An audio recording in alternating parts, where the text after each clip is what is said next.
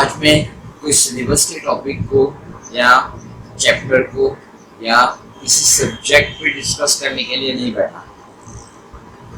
آج میں نے جو پریویسلی ایک چیپٹر کو ختم کیا جو تھا سائلنس ورڈ، تو اس پہ بہت سوچنے کے بعد میں نے سوچا کہ کچھ پوائنٹس آپ سب سے ڈسکس کیے.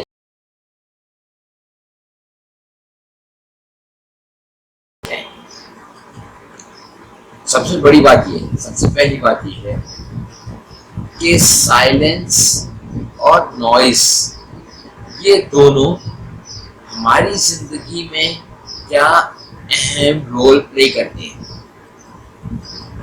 اور ان سب چیزوں کو نوٹ کرنے کے لیے سب سے پہلے ہم نے ان دونوں چیزوں کو الگ الگ جو ہے وہ ڈسکس کرنا ہوگا. سب سے پہلے ہم ڈسکس کرتے ہیں نوائز کیا ہے. اس میں کوئی شک نہیں کہ اگر ہم کہیں پر بیٹھے ہوں اور وہاں پر ایک دم خاموشی ہو، فار ایگزامپل نہ پرندوں کی چہچہانے کی آواز ہو، نہ ہوا کی، نہ بچوں کی، نہ کسی اور چیز کی، کسی بھی چیز کی آواز آپ کو نہیں آ رہی ہو، تو ہم یہ کہہ سکتے ہیں کہ یار یہ کیا زندگی ہے. اس میں آپ اگر زندگی تلاش کرنے بھی چاہیں گے تو آپ کو کبھی بھی زندگی نہیں ملے گی. اگر یہ بات ہے تو پھر اگر ہم ان چیزوں کو دیکھیں تو پھر زندگی کیا ہے؟ کیا زندگی شور ہے؟ شاید ہم یہ کہیں تو یہ بھی غلط ہوگا کہ زندگی شور ہے. پھر اگر زندگی شور ہے، شور نہیں ہے، تو پھر زندگی کیا ہے؟ اب اس چیز کے لیے آپ نے اکثر دیکھا ہوگا کہ ہم لوگ اپنے آپ سے جنگ کرتے ہیں، اور میں یہ کہتا ہوں کہ بھائی اگر وہ شخص کبھی بھی جو ہے وہ اپنی آواز نہیں سن سکتا، جو ہمیشہ شور میں رہنا پسند کرتا ہے، جو محفلوں میں رہنا پسند کرتا ہے، جو کبھی بھی اکیلے بیٹھ کے اپنے بارے میں نہیں سوچتا، وہ کبھی بھی جو ہے وہ زندگی کے صحیح تھیم کو نہیں پا سکتا. ہاں، پھر شور قدرت نے کیوں بنائے؟ شور اس لیے بنائے ہیں تاکہ اس میں ہم سب چیزوں کو انڈیویجولی محسوس کر کے ہم جو ہے وہ یہ سوچیں کہ پھر زندگی کیا ہے. اگر ہمارے آس پاس یہ سب چیزیں، آوازیں اور شور نہیں ہوں گے تو ہم کبھی بھی اپنی زندگی کے فلسفی کو نہیں جان سکیں گے. یہ بات کنفرم ہے. جیسے کہ مثال کے طور پر ہم الگ سے بیٹھنے کا نہیں، ٹھیک ہے، تھوڑی دیر صبح کے انوائرمنٹ میں جا کر ہم بیٹھیں جہاں پر اور کسی چیز کی آواز نہیں ہو سوائے پرندوں کی آواز، تو آپ اس چیز کو محسوس کریں گے کہ ان کی آواز جو ہے وہ بھی ایک فریکوینسی کے تحت چل رہی ہے.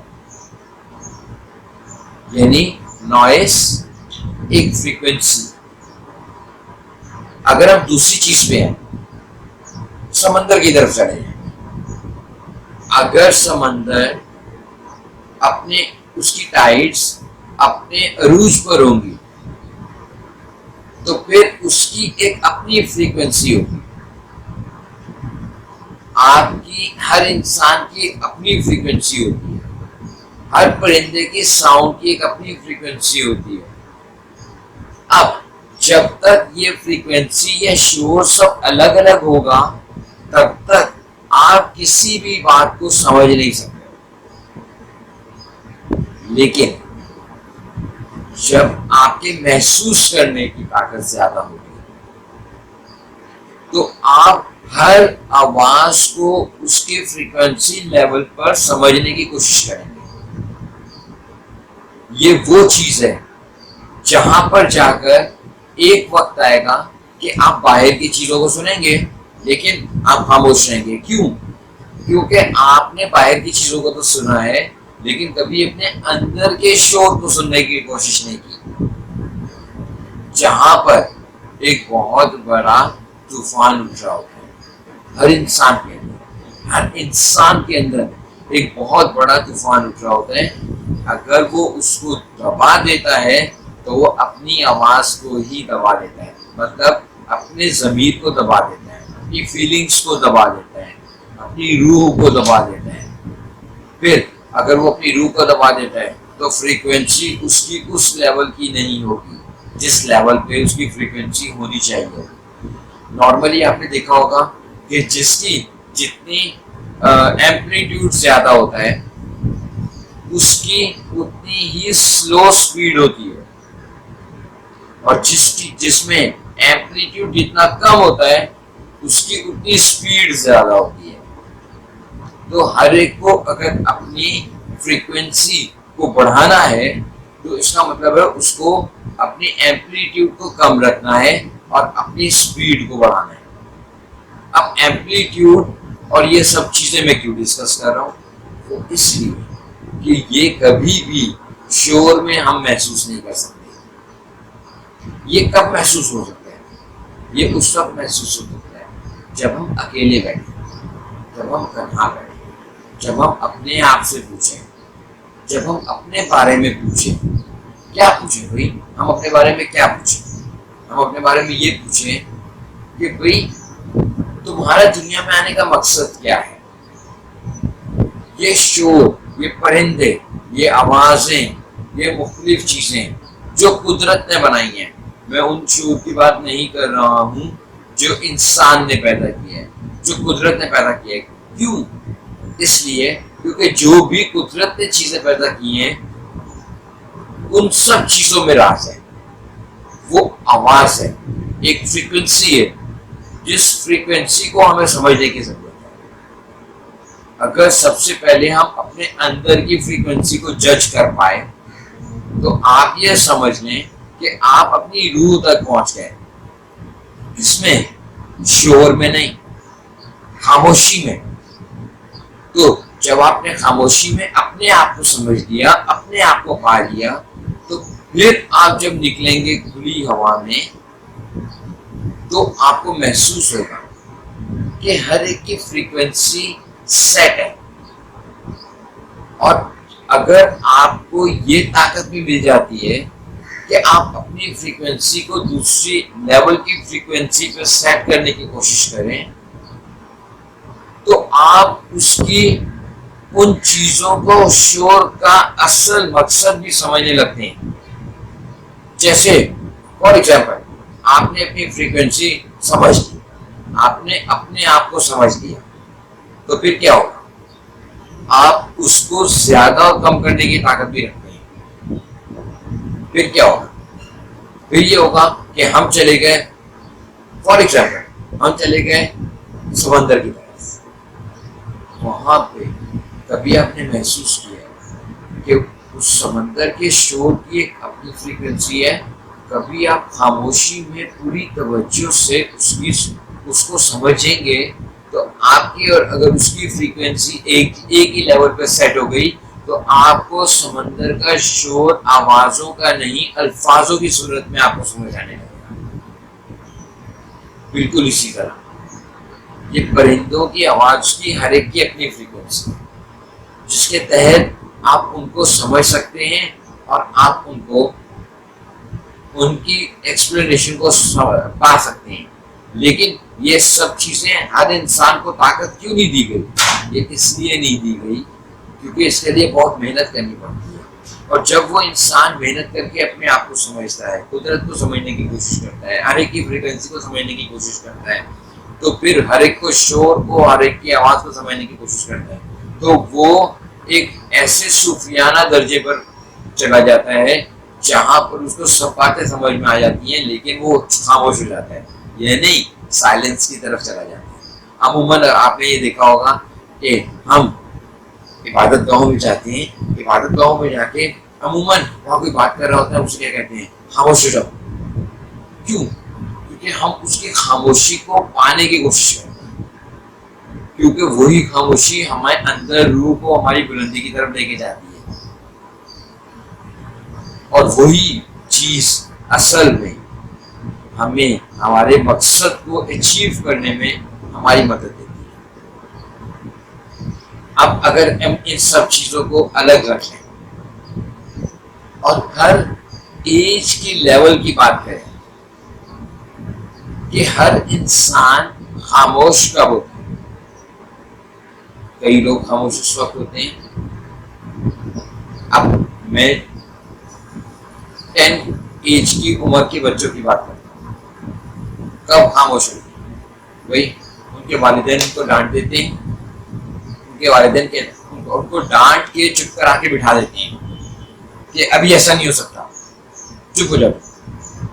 تو وہ کیا ایسے میں کیا ہوتا ہے, وہ بچے خاموش تو ہو جاتے ہیں, لیکن خاموش ہونے کے بعد 2 اثرات چلے جاتے ہیں ان کے اندر. اگر تو وہ خاموش رہ گئے اور رائٹ ڈائریکشن میں خاموش ہوئے تو ان کے ضمیر کا, ان کی روح کا ایک دروازہ کھل جاتا ہے. اور اگر وہ خاموشی پازیٹیو نہیں لی انہوں نے تو وہ اندر اس سے ڈبل شور بن کے اٹھتا ہے. وہ جو اندر کا ڈبل شور بن کے اٹھتا ہے وہ ان کو کسی طرف بھی لے کے جا سکتا ہے, غلط کاموں کی طرف بھی اور نیگیٹو تھنکنگ کی طرف. تو ان کو اس چیز سے بچانا ہے اور پراپرلی ہمیں آگے ان کو لے کے چلنا ہے تاکہ ان کی جو تربیت ہے وہ بیسٹ وے میں ہو سکے. اب ہم بات کرتے ہیں ٹین ایجز. ٹین ایج کے بچوں میں اگر خاموشی کو صحیح طور پہ سمجھنے کی طاقت آ جائے, ویسے اکثر آپ دیکھیں بچے زیادہ تر اس ٹین ایج میں زیادہ تر کس کے قریب ہوتے ہیں, زیادہ تر 2 لوگوں کے قریب ہوتے ہیں, یا وہ ٹیچرز کے قریب ہوتے ہیں یا وہ اپنے والدین کے قریب ہوتے ہیں. اگر تو وہ ٹیچرز کے قریب ہیں تو اس کا مطلب کیا ہوا, اور والدین کے قریب ہیں تو اکثر آپ نے دیکھا ہوگا کہ ٹیچرز بھی ڈانٹ دیتے ہیں, لیکن بچوں کو یہ نہیں معلوم, بچے یہ سمجھ رہے ہیں کہ یہ ان کو ڈانٹ رہے ہیں, لیکن والدین ہوں یا بچے ہوں یا ٹیچرز ہوں, دونوں بچوں کو اس لیے ڈانٹتے ہیں تاکہ وہ آگے آنے والے وقت میں جب معاشرے میں اپنی پریکٹیکل لائف کو سٹارٹ کرنے کی کوشش کریں تو ان میں برداشت کی قوت پیدا ہو چکی ہو, خاموش رہنے کی عادت پیدا ہو چکی ہو, خاموش رہنے کا صحیح ڈائریکشن پیدا ہو چکا ہو. کون سی خاموشی؟ وہ اندر کی خاموشی کو سنبھالنے کی طاقت پیدا ہو چکی ہے. اور اگر یہ ٹین ایج میں یہ چیز انسان کو سمجھنے کی طاقت مل جائے تو پھر آپ اس چیز کو یقین کر لیں کہ آپ کے بچے آگے لائف میں 18-19 کے بعد سے آن ورڈز 25-30 عمر کی عمر تک بالکل رائٹ ڈائریکشن میں جائیں گے. وہ خود بھی سنبھل پائیں گے اور دوسروں کو بھی سنبھالنے کی طاقت رکھیں گے. اب بات آتی ہے, اب ہم ان چیزوں سے باہر تھوڑا سا نکلیں تو ہم کیا چیز دیکھ سکتے ہیں اور ہمیں کیا چیز دیکھنی چاہیے کہ ہر انسان خاموشی میں ایک میرا اپنا اوپینین کہتا ہے شور میں رہنا بھی ضروری ہوتا ہے. شور میں رہنا اس لیے ضروری ہوتا ہے تاکہ ہم سب کی باتوں کو سمجھ سکیں, ان کے جذبات کو, ان کے احساسات کو سمجھ سکیں, اور وہ شور کے بغیر ممکن نہیں ہے. اور اگر یہ چیز نہیں ہو تو بھائی دنیا تو جو ہے وہ ایک کور کی مانند ہو گئی. تو یہ چیز جو ہے وہ ہمیں اس چیز کو سمجھنے کی ضرورت ہے کہ آس پاس شور تو ہوگا ہی, اور لوگ شور کیوں کرتے ہیں؟ بھائی میری بات سنو, اور ان کی بات سننی چاہیے. جب تک ہم ایک دوسرے کی بات نہیں سنیں گے, نہیں سمجھیں گے, شور میں نہیں جائیں گے, ہم زندگی کے فلسفے کو کبھی بھی نہیں سمجھ سکتے. تو اس کا مطلب کیا ہوا کہ زندگی کو, فلسفے کو سمجھنے کے لیے دونوں چیزیں اپنی جگہ پر اہم ہیں. چاہے تو शोर और चाहे तो खामोशी, लेकिन उसी शोर को समझते हुए हम खामोशी में बैठकर जब उस हकीकत को समझने की कोशिश करेंगे शोर और खामोशी की, तो हम बिल्कुल राइट डायरेक्शन में जाकर जिंदगी के फलसफे को समझ सकते हैं कि जिंदगी क्या कहती है और जिंदगी है क्या। दूसरी चीज, कुछ लोग ऐसे होते हैं जिन्हें जो लोग निकलते हैं बिल्कुल सच्चाई को तलाश करने के लिए, और वो उन्हें कहीं भी नजर नहीं आती, ना रिश्तों में, ना अल्फाजों में, ना लोगों में, तो फिर वो क्या होती है, फिर वो उनकी अंदर की खामोशी बढ़ जाती है और वो लोगों से कटना शुरू हो जाते हैं। जब वो लोगों से कटना शुरू हो जाते हैं तो वो अपने अंदर की खामोशी से एक ताकत बनाते हैं। ताकत बनाते नहीं है, ताकत बन जाती है। वो ताकत उन्हें अपने आप से पहले मिलाती है, बाद में कुदरत से जोड़ देती है, या फिर ऐसे लोगों से जोड़ देती है जो कि खामोशी को समझने की ताकत रखते हैं। तो ऐसे लोग बहुत कम होते हैं, बहुत कम मिलते हैं जो अनस्पोकन वर्ड्स को भी समझते हैं।